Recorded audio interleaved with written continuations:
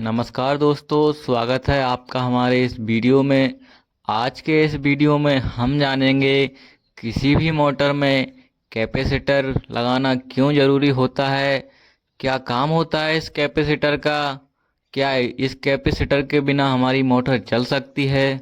तो आइए समझते हैं मोटर में कैपेसिटर लगाना क्यों ज़रूरी है, इसका क्या काम है और क्या हम बिना कैपेसिटर के मोटर चला सकते हैं। हमारी सिंगल फेज की मोटरों में कैपेसिटर लगाने की आवश्यकता क्यों पड़ती है। हमारी जितनी भी सिंगल फेज की मोटरें होती हैं, चाहे वो कूलर की मोटर हो, सबमर्सिबल मोटर हो या कोई भी सिंगल फेज की मोटर हो, सभी मोटरों में दो वाइंडिंग की जाती है। एक वाइंडिंग स्टार्टिंग होती है, एक वाइंडिंग रनिंग होती है। सिंगल फेज की मोटर को अगर हम एक वाइंडिंग से चलाना चाहें तो वह नहीं घूमेगी, उसमें रोटेटिंग मैग्नेटिक फील्ड नहीं बनेगा, जिससे मोटर हमारी वाइब्रेट करती रहेगी लेकिन घूमेगी नहीं। मोटर को घुमाने के लिए हमें एक और वाइंडिंग करनी पड़ती है, जिसे हम स्टार्टिंग वाइंडिंग कहते हैं।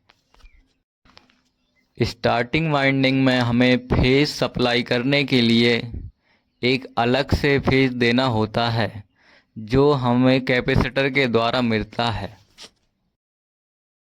कैपेसिटर का काम एक फेज को दो फेज में तोड़ना होता है, जिससे हमें एक फेज सप्लाई में ही दो फेज मिल जाते हैं, जिनका ग्राफ अलग अलग होता है।